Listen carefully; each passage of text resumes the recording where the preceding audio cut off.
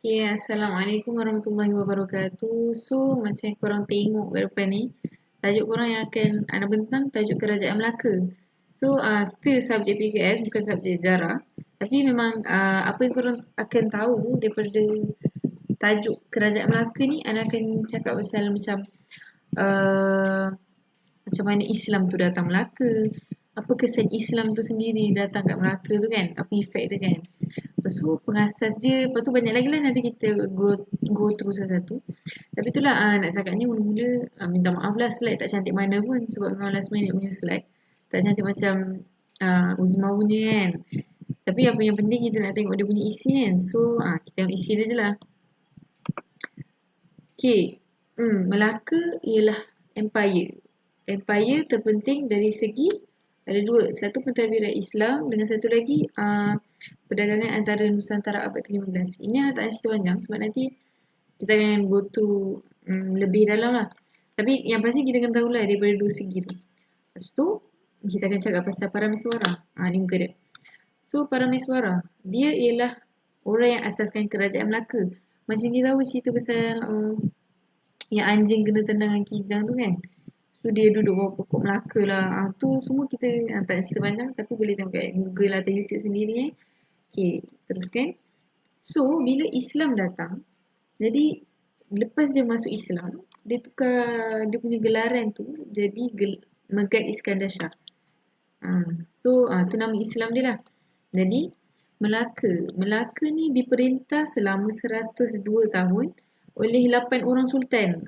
Ni lah nama sultan 8 orang tu kan.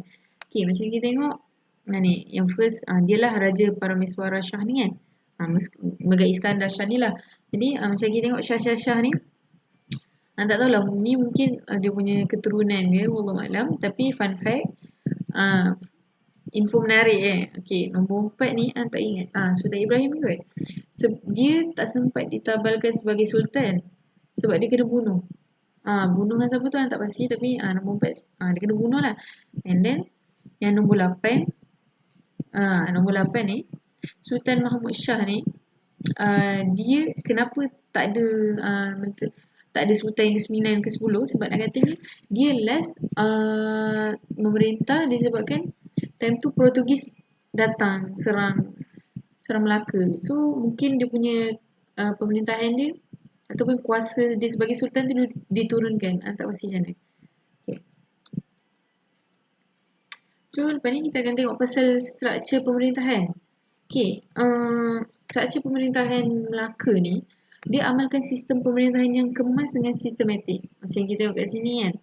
Tengok ada sultan, majlis tinggi, bendahara, temenggung. Tersusun kan. Memang ikut hierarki lah yang bahasa kita kan. Jadi, struktur pemerintahan ni juga ada wujudkan undang-undang. Undang-undang daripada segi barat dengan laut. So, ada ni Okay, kenapa dua-dua ni wujud? Untuk jaga keamanan lah. Kalau kita tengok darat, tak tengok laut, hamba juga kan. Sebab nak katanya Melaka ni famous sebab dia strategik untuk perdagangan kan. Okay. So, seterusnya kita akan tengok faktor Melaka jadi pusat penyebaran Islam. Yang pertama, kita akan cakap pasal perdagangan dia lah. Macam yang cakap tadi, disebabkan Melaka ni strategik sangat kat tengah-tengah kan. So, pedagang Islam di semua Nusantara dan Timur Tengah bawa ajaran Islam kepada masyarakat dan pedagang lain. So, macam yang cakap tadi, sebagai strategi tempat pedagang datang. So, pedagang daripada Islam, daripada Arab datang, daripada tempat-tempat yang bawa Islam, agama Islam tu, duk sebarkan dekat pedagang lain, sebarkan dekat masyarakat Melaka. So, ni antara dia lah. Maksudnya, Melaka sampaikan kepada tu, nak pendekkan je. Dia punya apa yang Anda bercakapnya Melaka sampai ke Islam kepada tempat-tempat ni banyak lah tapi ni antara dia Jawa, Kalimantan Barat dengan Brunei. Okay, yang secondnya faktor daripada segi bahasa. So Melaka ni dia terkenal jadi pusat penyebaran bahasa Melayu. Tak tahu lah macam mana tapi memang Melaka ni lah kot macam orang datang belajar bahasa Melayu lebih kepada datang Melaka macam tu lah. So yang kedua dia cakap pasal bahasa lingguan franca, tak tahu franca cakap, yang digunakan dalam kegiatan perdagangan dan untuk sebarkan Islam. Tadi anda cek kat Google, lingkungan franca ni, dia bukan bahasa Melayu, tapi digabungan antara dua bahasa yang tak tahu apa benda, tapi memang dia sebagai bahasa perantaraan lah untuk orang buat aktiviti perdagangan ni. So dia tak guna bahasa Melayu lah. Jadi teruskan. So kita akan tengok pula cerita pasal hukum kanun Melaka ni. Maksudnya kita memang belajar kat sejarah kan. Bab berapa tu memang banyak cakap pasal hukum kanun Melaka ni, banyak kan. So inilah berkait apa function ataupun apa sebenarnya hukum kanun Melaka tu. Dia nak cakap pasal dia ada kaitan dengan undang-undang Islam. Siapa yang tengok satu-satu banyak lah sebenarnya kan. Macam ni ada 44 pasal kan. Jadi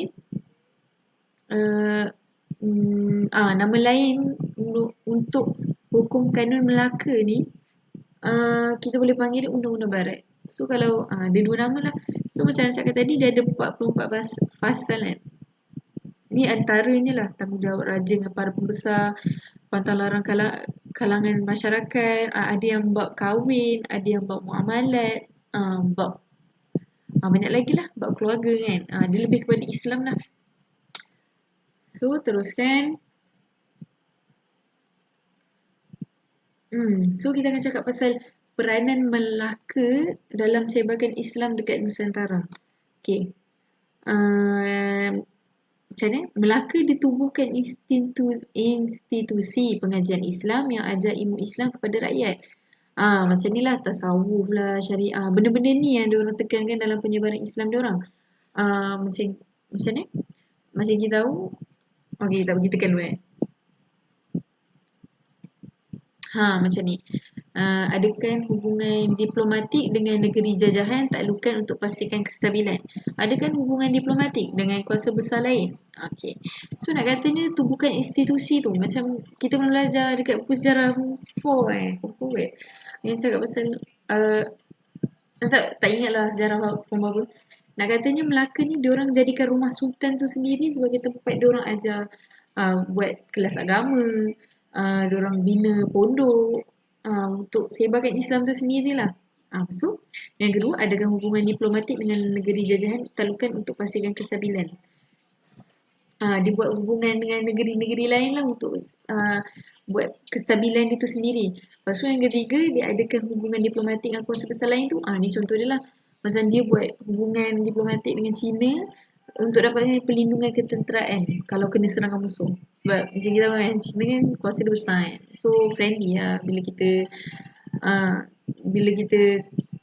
kerja dengan orang besar kan. Kita teruskan. Okay, kesan penyebaran Islam di Melaka. So, yang pertama, kesan penyebaran Islam kat Melaka ni diefek dekat akidah masyarakat tu sendirilah.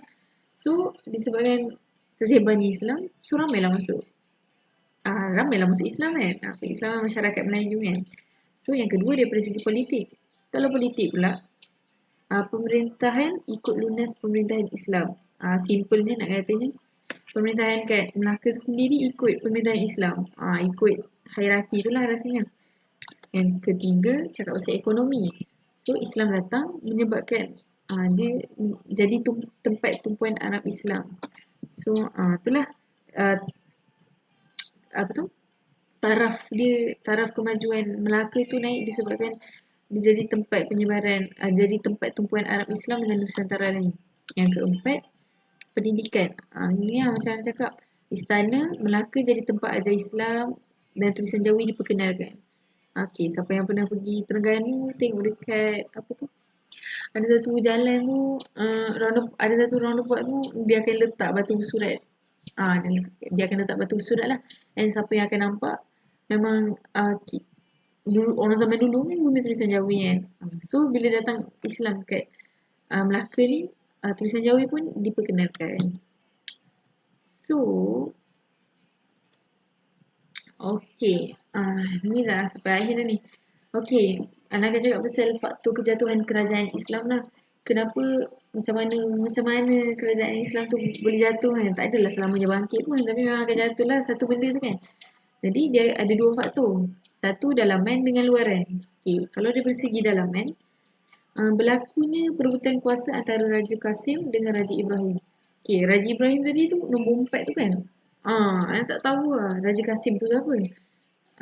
Tak check pula tapi ada berlakunya perebutan kuasa and benda tu bagi efek dekat daripada segi kerajaan Melaka tu sendirilah. Second, dia cakap pasal amalan rasuah yang dilakukan secara berleluasa dalam pentadbiran. Zaman dulu pun ada rasuah juga. So memang menunjukkan rasuah ni teruk benda yang bagi bad effect lah dekat Melaka tu sendiri, dekat satu kerajaan kan. So kalau luaran pula, kita akan tengok ada dua juga. Satu, kepungan dan serangan tentera Portugis ke atas kota Melaka 1511 kan. So ni kita belajar sejarah jugalah kan. Time ni lah Portugis datang serang kota Melaka. So boleh jatuhlah kerajaan Melaka tu sendiri kan. And yang kedua, cakap pasal sabotaj pedagang asing terhadap kerajaan Melaka berpihak kepada Portugis setelah diberi pelbagai jaminan ekonomi oleh Alfonso de Albuquerque. Okay, orang pas sendiri lah. Tapi nak katanya ni lah bila berlakunya orang pedagang yang datang tu berlakunya sabotaj kan, sebab dia komplot dengan si orang besar Portugis ni kan. Setelah jadi ni adalah antara sebab jatuhnya kerajaan Melaka daripada segi dalaman dengan luaran. Okay, so slide Ana sampai situ je. So tak buat pula slideshow untuk tamatkan dia, tapi apa yang Ana boleh cakap bolehlah, tajuk ni simple je. Apa yang korang kena hafalnya sikit-sikit je. And kita pun dah tahu banyak benda kan. So lebih kepada pengetahuan kita nak refresh balik je. So insyaAllah tu je daripada Ana. Okay, Assalamualaikum warahmatullahi wabarakatuh.